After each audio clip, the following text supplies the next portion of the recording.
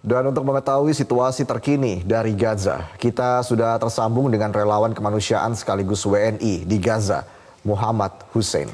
Selamat pagi waktu Indonesia. Hussein, seperti apa kondisi terkini di Gaza saat ini? Ya, selamat tengah malam waktu Gaza Palestina.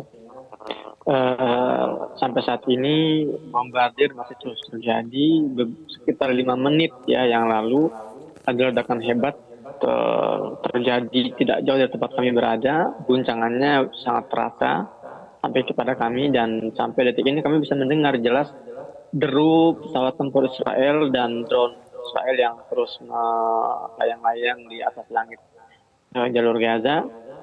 Dan juga kami terus memantau dari sumber lokal bahwa sampai beberapa menit yang lalu masih ada serangan yang menewaskan 9 warga di wilayah pemukiman pengungsian para penduduk Jabalia di wilayah jalur Gaza bagian utara. Artinya serangan masih terus berlanjut dan korban masih terus berjatuhan. Dan situasinya seperti yang saya jelaskan tadi ya, kita masih jelas mendengar ledakan, terutama sejak hari mulai gelap, sejak maghrib sampai sekarang ini intensitas serangan benar-benar sangat tinggi. Dan juga kalau saya pantau itu jenis bom yang jatuh pun itu sangat besar ya, tidak seperti biasanya, sambil disertai oleh suara yang menakutkan. Dan getarannya itu benar-benar sangat kuat sampai menggoncang tempat kami berada. Ya, Hussein, untuk saat ini bagaimana proses evakuasi warga negara Indonesia dari Gaza? Sejauh ini Kementerian Luar Negeri Indonesia baru berhasil mengevakuasi 1 keluarga WNI pada hari Kamis ya, minggu lalu. Adapun proses evakuasi untuk keluarga saya masih belum bisa berjalan dengan rencana. Harusnya sudah harus keluar bersamaan dengan keluarga Abdillah Onim minggu lalu, namun sampai detik ini kami masih menantikan proses administrasi.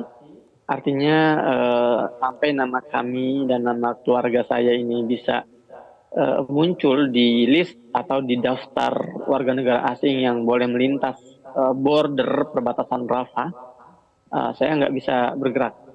Sekali lagi saya masih menunggu nama kami diletakkan atau muncul di list atau daftar warga negara asing yang diperbolehkan melintas di border Rafah, Mesir. Hussein, seberapa sulit sebenarnya untuk mendapatkan bantuan logistik ataupun bantuan makan makanan di sana? Seperti apa, Hussein? Ya, dari pengamatan saya tadi pagi saya mendatangi pusat perbelanjaan atau mall terbesar di wilayah selatan, ya, tempat biasa saya mengeksekusi program bantuan kemanusiaan. Saya melihat stok logistik di sana itu sudah benar-benar sangat tipis, ya mungkin hanya bertahan 2-3 hari. Ya, dan apalagi di wilayah utara dan wilayah Gaza pusat ini itu sudah ada banyak laporan tentang krisis kelaparan yang sangat akut ya, sangat akut, di mana warga tidak bisa mengakses makanan karena pabrik roti mereka juga sudah dibom, dan juga mereka tidak bisa mendapatkan akses air bersih ya, karena juga tempat penampungan air mereka juga menjadi target serangan udara.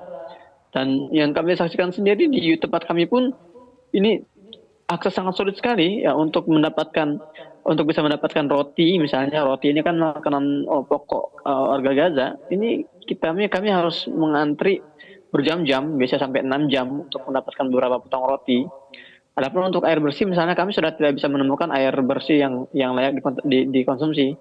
Dan sejauh ini bantuan-bantuan yang masuk pun belum bisa dibagikan secara efektif, karena kita juga melihat proses distribusi bantuan ini terkendala oleh situasi yang belum kondusif, serangan-serangan yang belum berhenti, dan risiko yang sangat tinggi yang harus dihadapi oleh tim distributor di Gaza. Iya, Hussein, lalu bagaimana dengan pengamanan dari relawan sendiri? Ya, tidak ada jaminan ya terkait keamanan kami di Gaza karena serangan-serangan juga kami merasa semakin dekat ya dari tempat kami berada. Tadi sekitar 2 jam yang lalu istri saya sampai pingsan karena ledakan yang sangat dekat sekali, hanya beberapa puluh meter dari tempat kami berada. Dan tidak ada yang namanya safety zone, tidak ada area yang safe. Semua area itu memiliki potensi yang sama untuk menjadi target serangan. Kalau kita menggunakan dengan bahasa yang sederhana, kami bisa mengatakan bahwa 2,3 juta warga Gaza termasuk kami ini hanya sedang menunggu giliran apakah kami menjadi korban selanjutnya atau target selanjutnya, karena tidak ada jaminan sekali lagi untuk keamanan. Harapan Anda, Husein, untuk keluarga ataupun WNI yang saat ini belum bisa dievakuasi dari Gaza seperti apa, Husein?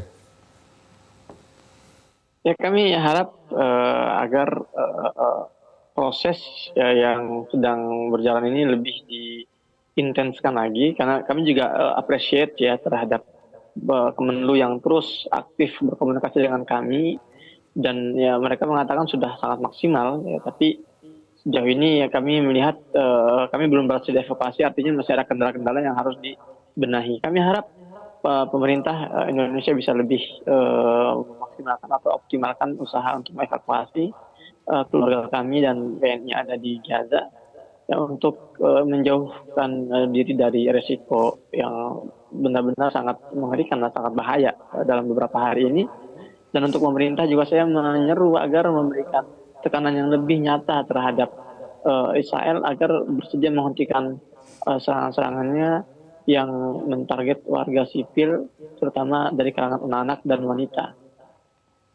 Baik, Muhammad Husein, relawan kemanusiaan, terima kasih atas laporan Anda. Jaga selalu kesehatan dan juga jaga keselamatan Anda di sana. Doa kami yang terbaik untuk Anda di sana.